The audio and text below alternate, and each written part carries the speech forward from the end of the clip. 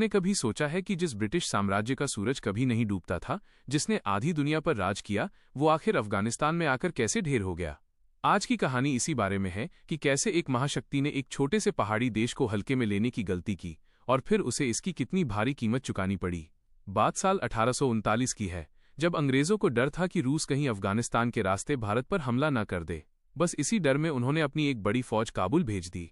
शुरुआत में तो उन्हें लगा कि जीत आसान है, उन्होंने अपनी पसंद का राजा भी गद्दी पर बिठा दिया, लेकिन असली खेल तो इसके बाद शुरू हुआ।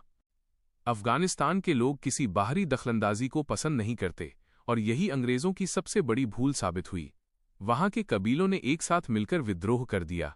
सर्दी का मौसम था, चारों तरफ बर्फ गिरी हुई थी और अंग्रेजों के पास न तो पर्याप्त खाना था और न ही सही कपड़े। जब हालात बेकाबू हो गए तो करीब 16,000 लोगों की फौज को काबुल से पीछे हटने का हुक्म मिला। आप यकीन नहीं करेंगे, लेकिन उस कड़कड़ाती ठंड और अफगान लड़ाकों के हमलों के बीच वो पूरी की पूरी फौज खत्म हो गई। कहते हैं कि उन 16,000 लोगों में से सिर्फ एक डॉक्टर जिंदा बचकर जलालाबाद पहुंच पाया था, जिसने इस तबाही की खबर दुनिया को दी। अंग्रेजों ने इसके बाद भी कई बार कोशिश की, कई लड़ाइयां लड़ीं, लेकिन वो कभी भी अफगानियों के हौसलों को नहीं तोड़ पाए। वहां का भूगोल, यानी वो ऊंचे पहाड़ और संकरी घाटियां, अफगानों के लिए सबसे बड़ा हथियार बन गईं। अंग्रेज मैदानी इलाकों में तो जीत सकते थे, लेकिन इन पहाड़ों में छिपकर वार करने वाले लड़ाकों का मुकाबला करना उनके बस की बात नहीं थी।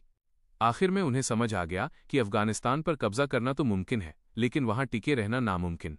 इसीलिए आज अफगानिस्तान को साम्राज्यों का कब्रिस्तान कहा जाता है, क्योंकि यहां सिर्फ अंग्रेज ही नहीं, बल्कि बाद में रूस और अमेरिका जैसी ताकतों को भी खाली हाथ लौटना पड़ा। उम्मीद है कि इतिहास का ये छोटा सा किस्सा आपको पसंद आया होगा और समझ आया होगा कि क्यों दुनिया की